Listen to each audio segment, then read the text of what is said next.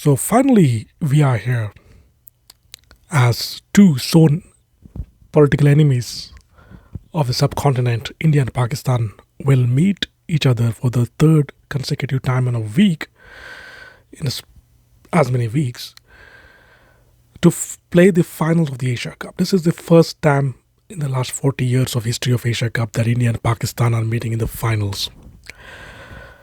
Although India is a superior side, both on and off the field, um, you have India has largely a mixture of younger players and some older players, but they're all glued well, all well. It's a well-oiled team. The first time I'm saying the Indian cricket that is uh, not afraid, not petrified, given the situation.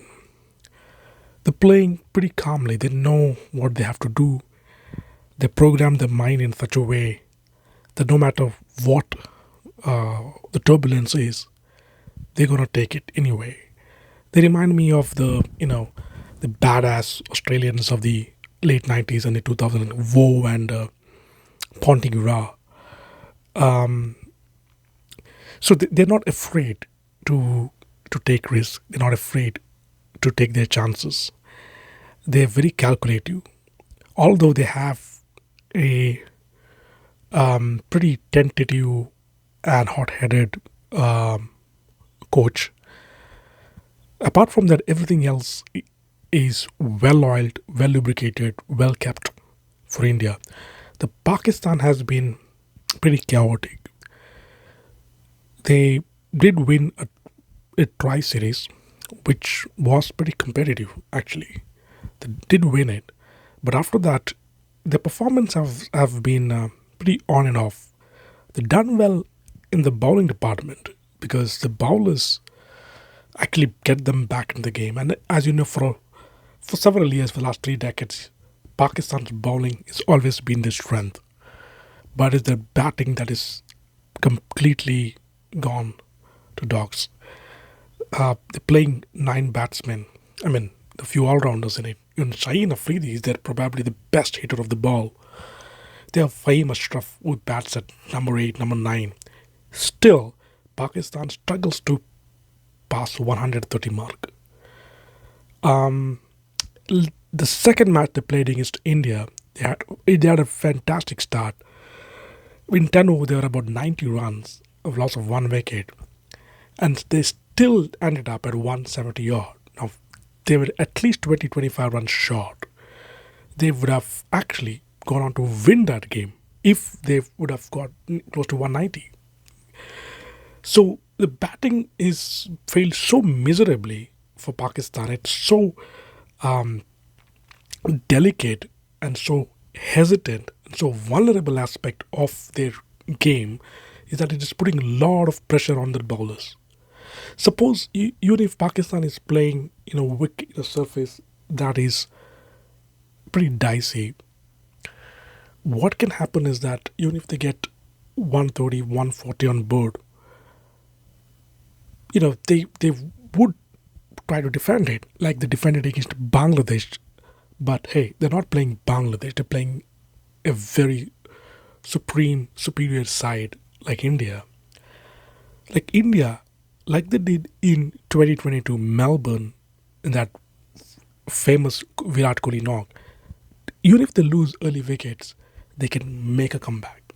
They can organize themselves. They can regroup themselves. They have in them, they have the kind of batsmanship. This is what Pakistan lacks, batsmanships. There are no pure quality batsmen out there. There are few hitters of the ball. They're not the good strikers of the ball, but they are not consistent. You cannot merit them for their batting.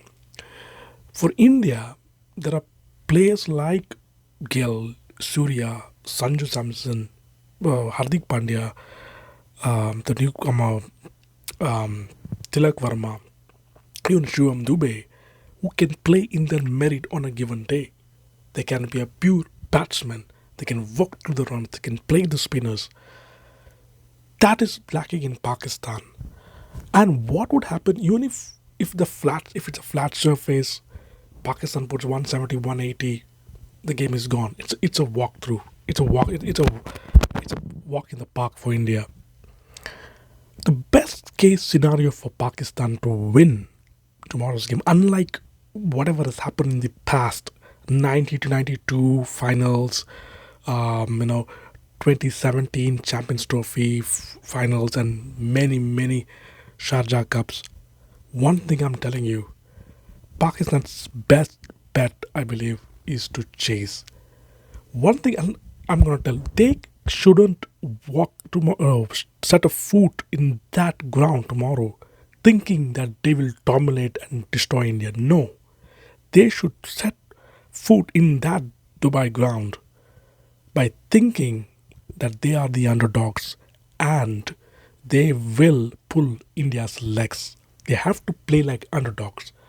No matter, they have to be hyenas, not the lions, because that's the only way they can win. If they try to become lions against another lions, I think Pakistan will be annihilated. They will be destroyed. They don't want to do that. They shouldn't be doing that. Because then they put pressure to themselves. Don't put pressure on yourself. You've achieved an unsurmountable task. You've reached the finals of the Asia Cup against a pretty competitive teams. Although India was the most dominant, Bangladesh and Sri Lanka and Afghanistan were tough sides. So they have surpassed that. They have made it to the finals. They're challenging India for the third time.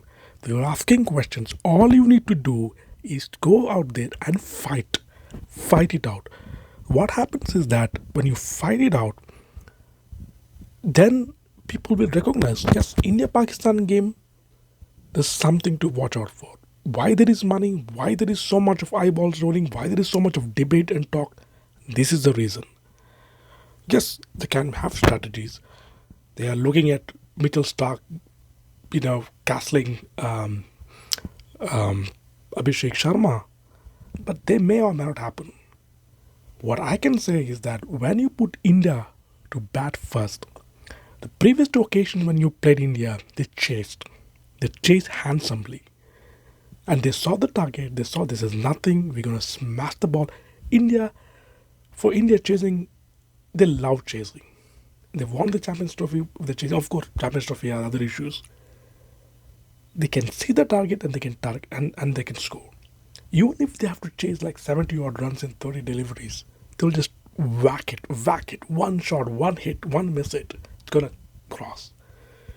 When you are chasing, as a Pakistan side, when you are chasing, even if you are chasing a very stiff total, say about 180, 200 plus, even if you are like 100 for 5 and about 6, 7 overs left to get another 100 runs to win another 5 wicket, you still have a outside chance.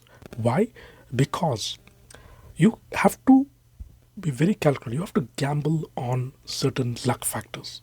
What if there is dew? What if?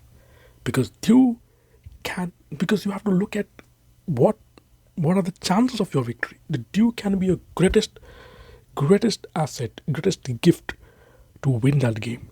Because even if you're lost wickets, towards the end, if the ball is difficult to handle, to grip for the spinners, and the spinners won't be able to spin it as much, then you can whack the ball out of the park. Then you have someone like Hardik Pandya who also does a little bit of swing.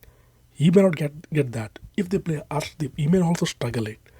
Only Jasprit Bumrah will be your threat during that occasion. But even he might also struggle. So the last 5, 6 overs, you can throw it out. You can throw all your chances. You can to the wind. That's what I'm thinking. That is your near possibility. Because what happens, I remember the 2004 India-Pakistan series. The final match that was held, India scored about 290 runs. Pakistan were chasing. Pakistan were 96 for 6. And then there was a partnership with Moin Khan and Shoaib Malik. They put on over 100 runs, about as many deliveries. But by the time Shoaib Malik got out, it looked like the game was over. But until that partnership was going on, everybody's heart was on their mouth.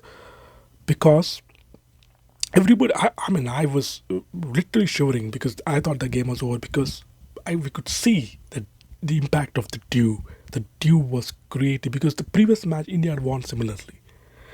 Dew can be a factor, and if Pakistan bets on it, it's a bet. It may or may not come, but it's a bet. It's a great bet to have in Dubai. So, because if you are defending a total, then you won't have that. Because when you're defending, remember, you are also putting pressure on your bowlers. They've already defended 135, they've won it for you. Now, consecutively, you can't ask them to defend another total. It could be lesser total for India. I mean, even if 175, 200, it's going to be very hard on your bowlers. So, and when India goes out to bat there tomorrow, if you are charged up against them, if you're fired up, you pick up early wickets, then again there is pressure. Then your spinners can come in and you get better from the surface when you bowl first. You can make the best use of your bowlers and try to restrict India